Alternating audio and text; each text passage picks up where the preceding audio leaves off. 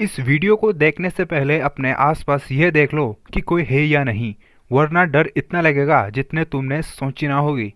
क्योंकि जैसा कि आप जानते हैं कि यह द कॉन्जरिंग यूनिवर्स की नेक्स्ट मूवी है जिसमें वलक की पूरी स्टोरी दिखाई गई है। तो ईयरफोन लगा लो और वीडियो को एंड तक देख लेना, पता लग जाएगा।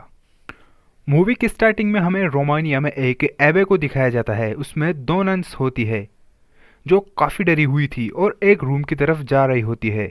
वहाँ हमें काफ़ी क्रॉसेस दिखाए जाते हैं, जिसका मतलब है यहाँ पर भयानक आत्माएं हैं। उस दरवाजे के बाहर लैटिन भाषा में कुछ लिखा हुआ था, जिसका मतलब था कि गॉड का साथ बस यहीं तक है।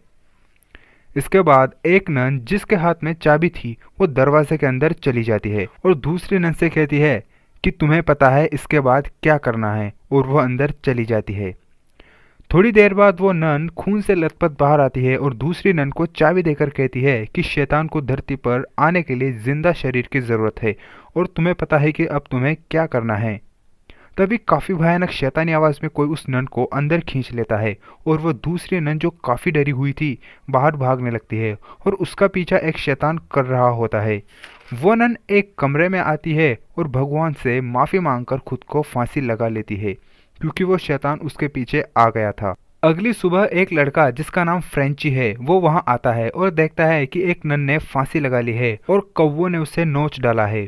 फिर हमें वेटिकन सिटी में फादर बर्क को दिखाया जाता है, जिनसे दूसरे फादर्स कहते हैं कि रोमानिया में एक नन ने आत्महत्या कर ली है और इसकी जांच करने के लिए कि उसने ऐसा क्यों किया आपको वहां जाना पड़ेगा और आपके साथ सिस्टर आयरिन भी वहां जाएगी, जिसने अभी तक नन होने की शपथ नहीं ली है।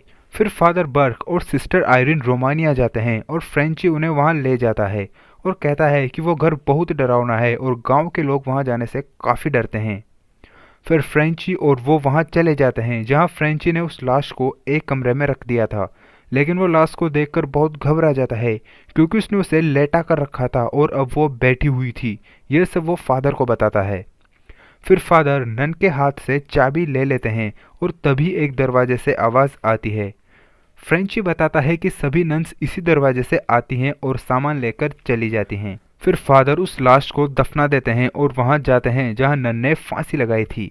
वहां फादर को घर में एक नन दिखाई देती है और जब वो वहां खून देखते हैं तो वह चौंक जाते हैं, क्योंकि वो खून ताज़ा था जबकि नन को मरे हुए 2 हफ्ते हो गए थे।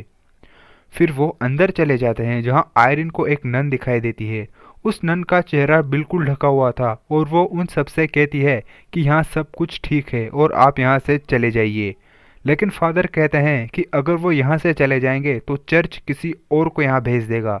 फिर वो नन कहती है कि आप बाहर के हाउस में रुक जाइए क्योंकि शाम हो गई है और ये टाइम प्रार्थना करने का था।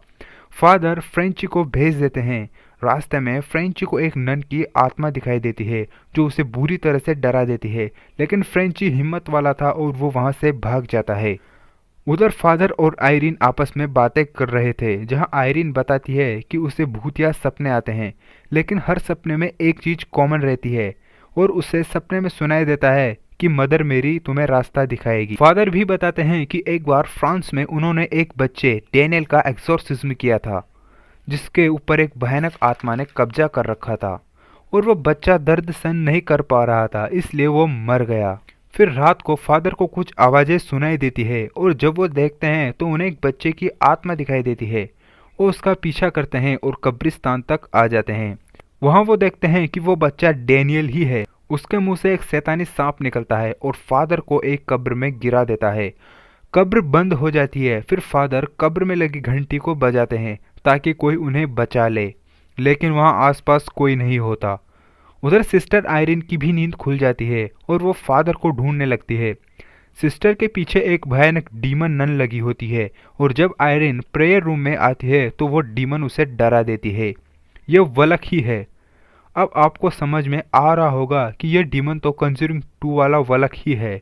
फिर आयरिन बाहर आकर कब्रिस्तान में चली जाती है जहां उसे फादर की कब्र का पता चल जाता है और जब वो उसे खोदती है तभी फादर पर एक आत्मा हमला कर देती है, लेकिन आयरिन कब्र को खोल देती है और फादर बच जाते हैं। अब इसके बाद क्या होता है ये स्टोरी आपको मूवी देखकर ही पता लगानी चाहिए। तो अगर आप इस मूवी को हिंदी में देखना चाहते हैं तो नीचे टेलीग्राम का लिंक दिया हुआ है, सिंपली उसे ज्वाइन कर लीजिए।